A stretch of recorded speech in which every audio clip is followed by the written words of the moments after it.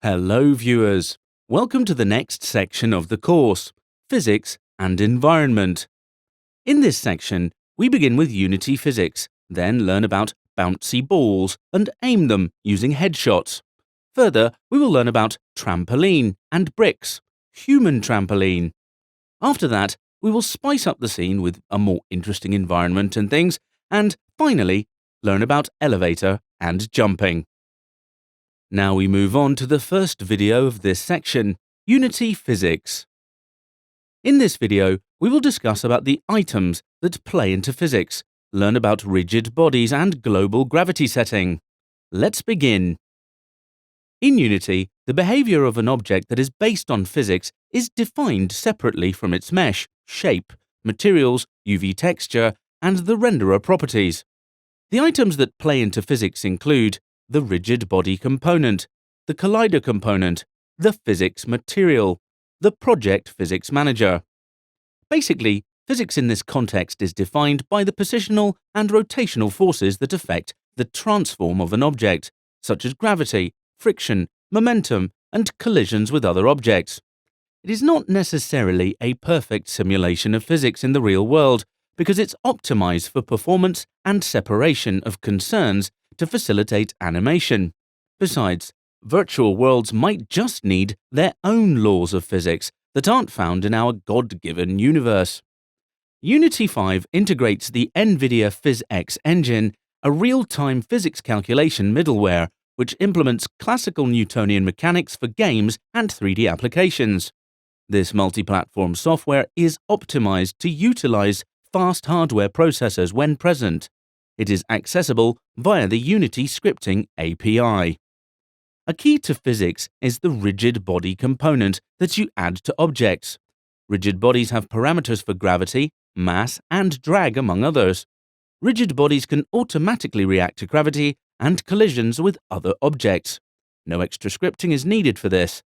During gameplay, the engine calculates each rigid object's momentum and updates its transform position and rotation. Details on rigid bodies can be found at docs.unity3d.com. Unity projects have a global gravity setting found in the project's physics manager by navigating to Edit, Project Settings, Physics. As you might expect, the default gravity setting is a vector 3 with values 0, -9.81, 0 that apply a downward force to all rigid bodies. Gravity is in meters per second squared. Rigid bodies can automatically react to gravity and collisions with other objects. Extra scripting is not needed for this. In order to detect a collision, both the colliding objects must have a collider component. There are built-in colliders with basic geometric shapes, such as a cube, sphere, cylinder, and a capsule. A mesh collider can assume an arbitrary shape. If you can, it's best to use one of the more basic collider shapes that approximately fit the actual object, rather than a mesh collider to reduce the expense of calculating the actual collisions during gameplay. If you do, a mesh collider must be marked as convex and be limited to 255 triangles. When rigid objects collide, the forces pertinent to each object in the collision are applied to the others.